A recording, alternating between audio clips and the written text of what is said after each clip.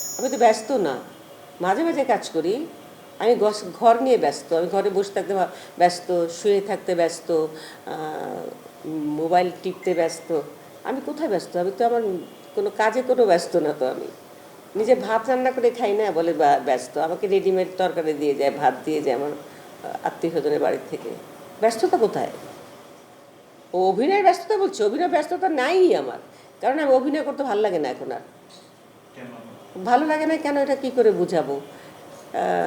আগের মতো আচ্ছা, এতগুলো স্টেজ দেখে এসছি আমি। সময়ের সঙ্গে সঙ্গে তো কাজের ক্ষেত্রটা, পরিবেশটা অনেক চেঞ্জ না এখন। কাজেই অত ভালো লাগার কথা না এখন। অল্প বয়সে সব কিছু ভালো লাগতো। যেমন আমার মনে আছে, আমি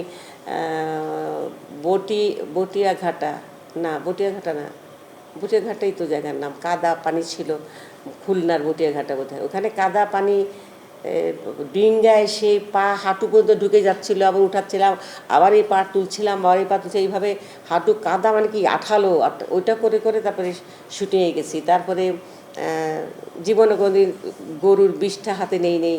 ঘর লেপতে হবে, উঠান লেপতে হবে। হুমায়ুন আহমেদের একটা শর্ট ফিল্ম, সেখানে আমাকে গোবর নিয়ে এসে দিল। মাটি ছিল সামান্য, গোবর এসে ছিল অনেকটা। আমি অভিনয়ের খাতিরে, আর তখন কোনো ইয়েও লাগতো না, দ্বিধা লাগতো না যে ঘেন্না লাগা বা কিছু। আমি অভিনয় করব, আমাকে ক্যারেক্টারটা এস্টাবলিশ করতে হবে, আমাকে ভালো করতে হবে, সেই টেন্ডেন্সিটাও এসেছিল। এখন তো না ভালো করার টেন্ডেন্সি, না কাজ করব, অনেক ভালো কিছু করব, কিছুই ভালো লাগে না এখন। আসলে কেন যে এই সময়টা আসলো বুঝলাম না, এই মানসিকতাটা কেন হলো। তবে একা একা যখন থাকি তখন অনেক কিছু কিছু ক্যারেক্টারের কথা ভাবি, যে এই টাইপের ক্যারেক্টার করলে বোধহয় একটু চ্যালেঞ্জিং হতো, করলে ভালো হতো, যদি সুযোগ পেতাম তাহলে এগুলো করতাম। এটা মনে হয়, হয় না তা না, এটা বলবো না, কারণ অভিনয়ের প্রতি শ্রদ্ধা রেখেই বলছি।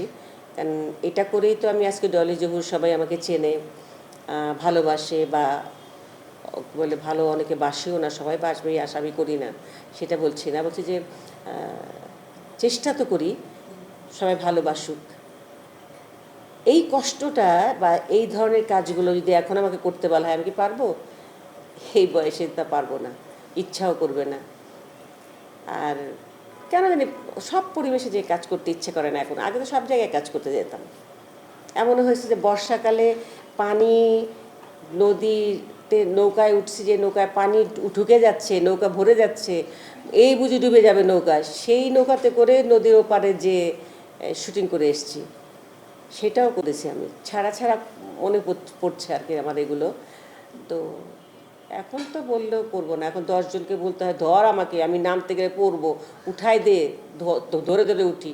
কালকেও শুটিং করলাম, 2 ছেলে 2 পাশ দিয়ে আমাকে ধরে, কাদা ছিল, যে ধরি, আমরা ধরলাম, ধরেন আমাকে। নিজের উপর আস্থা, শক্তি বা বিশ্বাস এগুলো হারিয়ে গেছে, তো কী করে কাজ করব? কিন্তু কাজ তো করতে ইচ্ছে করে, এটা তো সত্যি কথা। আমার দর্শকরা দেখতে চায়, অনেকেই অনেকদিন কাজ না করলে প্রশ্ন করে কাজ করছেন না কেন, বা আপনাদের নাটক তো দেখতে ইচ্ছে করে। কিন্তু আগের মতো ভালো লাগে না, সত্যি কথা। তারপরে করতে ইচ্ছে করে না তা না।